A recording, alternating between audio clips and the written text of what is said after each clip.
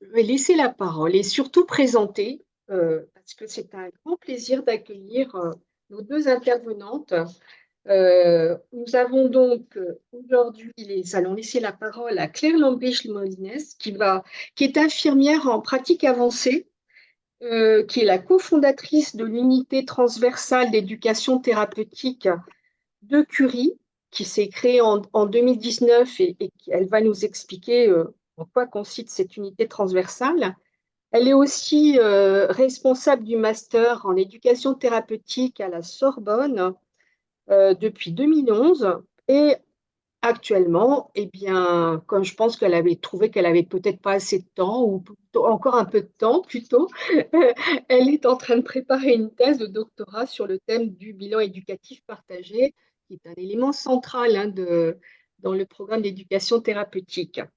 Donc, Claire va nous expliquer ce que c'est en gros l'éducation thérapeutique du patient, comment ça se passe aussi à Curie, comment ça peut se passer aussi dans d'autres établissements que Curie. Et puis, donc justement, Éléonore va pouvoir venir aussi éclairer de ses lumières et de toutes ses expériences. Éléonore est aussi une patiente partenaire. Elle intervient aussi dans l'unité transversale éducation thérapeutique du Curie.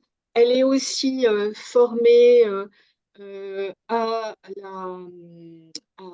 l'activité physique. Elle a créé l'association Lymphosport, qui fait partie aussi de GPS Cancer.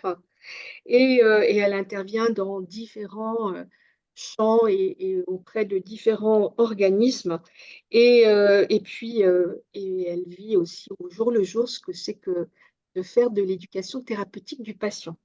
Donc, si vous en êtes d'accord, mesdames, je vais laisser d'abord la parole à Claire, parce que Claire va donc nous expliquer qu'est-ce que c'est l'éducation thérapeutique du patient. Parce que moi-même, je me rends compte en donnant des cours aussi dans l'école d'infirmière que bien souvent, c'est une notion qui n'est pas forcément très bien connue ou du moins très bien délimitée, il y a des personnes qui confondent un peu les choses et on reviendra avec là-dessus sur les soins de support, l'éducation thérapeutique du patient, qu'est-ce que c'est que donner de l'information à des patients et ils pensent que c'est de l'éducation thérapeutique. Donc éclairez-nous un peu, Claire.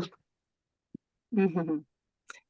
Bien, merci beaucoup. Voilà, je tourne comme ça. J'espère que vous me voyez bien. Euh, Merci pour cette présentation et surtout merci de l'invitation. L'éducation thérapeutique du patient, qu'est-ce que c'est et qu'est-ce que ce n'est pas en fait? Je vous avais fait une liste là de points peut-être qui pouvaient être intéressants d'aborder. Commençons peut-être par ce que ce n'est pas. Ce n'est pas un soin qui est au service des objectifs uniquement des professionnels de santé, ce qui est souvent le cas en fait dans les actions menées dans les hôpitaux et dans les structures sanitaires. Là, on change un peu de regard et on n'est plus au service des objectifs des professionnels de santé. Ce n'est pas un groupe de parole non plus, qui sont une structuration plutôt sous-tendue et menée par des psychologues. Ce n'est pas non plus de la réassurance à outrance, l'éducation thérapeutique. Ce n'est pas donner de l'information et des conseils. Ce n'est pas non plus une consultation de psy. Alors, mettez le psy que vous voulez derrière, psychologue, psychiatre, psychothérapeute. Ce n'est pas une consultation non plus, étant donné que ce terme-là est consacré. Ce n'est pas une approche descendante ou de transmission pure. Ce n'est pas non plus des conférences. Ça peut appartenir aux soins de support, mais ce n'est pas que du soin de support. Donc ça, je crois que c'est voilà, c'est peut-être des points sur lesquels parfois il y a des zones de frottement ou de la confondance, et je trouvais ça intéressant de faire ces distinctions-là.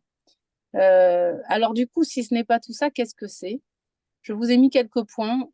C'est permettre l'accès au savoir pour le sujet, C'est une approche qui est pédagogique dans son fondement. C'est le bilan éducatif partagé, par exemple. C'est des ateliers individuels, collectifs. C'est le développement de compétences. Ça vise l'émancipation des sujets. C'est une approche qui est plutôt incitative, voire appropriative dans la manière qu'on a de la mener. Et cela vise une amélioration de la qualité de vie des patients ou des personnes qui en, qui en, enfin, auprès desquels on en dispense ou qui en profitent, on dira ça comme ça. Alors, je voulais vous rappeler quelques notions du cadre. Dans quel cadre est-ce qu'on fait de l'ETP en France? Et donc, je trouvais ça important de rappeler que en France, il y a un cadre législatif pour l'ETP, ce qui n'est pas le cas dans les autres pays du monde, il faut le savoir. L'ETP a mis longtemps à se développer chez nous, mais depuis qu'elle est développée ou en tout cas reconnue, elle a été directement mise dans la loi, ce qui n'est pas le cas ailleurs. Elle est dans la loi hôpital santé patient territoire et il y a des décrets d'application qui finalement permettent de la demander ou d'y faire appel comme un droit aux soins éducatifs. Excusez-moi, j'éteins ma lumière. Voilà. Elle est donc, cette ETP, dans la loi. Il y a des décrets d'application qui permettent de mettre en place cette loi et de faire appliquer cette loi, qui instaure une obligation de formation aussi, notamment, on le verra tout à l'heure. Elle est donc, dans la déclinaison de la loi, soumise aux ordonnances aux établissements, c'est-à-dire ce qu'on appelle la certification. Donc, les institutions et les tutelles qui passent dans les établissements tous les 4 ans surveillent qu'il y ait bien de l'éducation thérapeutique développée dans les établissements. Donc ça, c'est important, je crois, à savoir. Et au niveau législatif, elle est, on va dire, confiée à des acteurs statutaires, notamment dans les textes, c'est des professionnels de santé et maintenant des patients partenaires formés à l'éducation thérapeutique. Alors, moi, je vous avais mis en questionnement et les autres professionnels, point d'interrogation, parce qu'on verra qu'il y a, comme pour tout, des zones là de flottement, ce que j'appelle des zones grises qui sont intéressantes à aller explorer. Par rapport au cadre philosophique ou politique de l'ETP, on peut dire que l'éducation thérapeutique, finalement, en tout cas telle que je la conçois ou telle qu'on la conçoit à l'Institut Curie, c'est un parti pris d'une posture incorporée aux soins, la posture éducative qu'on vit comme vraiment attenante, faisant partie des soins. Elle est à visée émancipatoire de l'individu ou du malade, donc ça c'est vraiment la visée.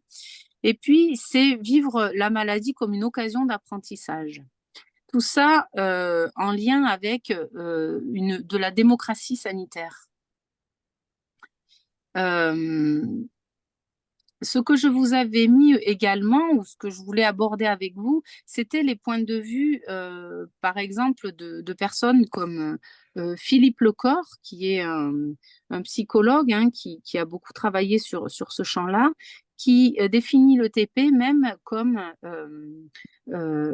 un soin qui serait qui considérerait même le caractère de subsidiarité de la fonction éducative, c'est-à-dire reconnaître le sujet dans sa position d'auteur de sa vie et de ce fait de se placer pour le professionnel de santé dans une simple position d'appui, une position d'auxiliaire en fait.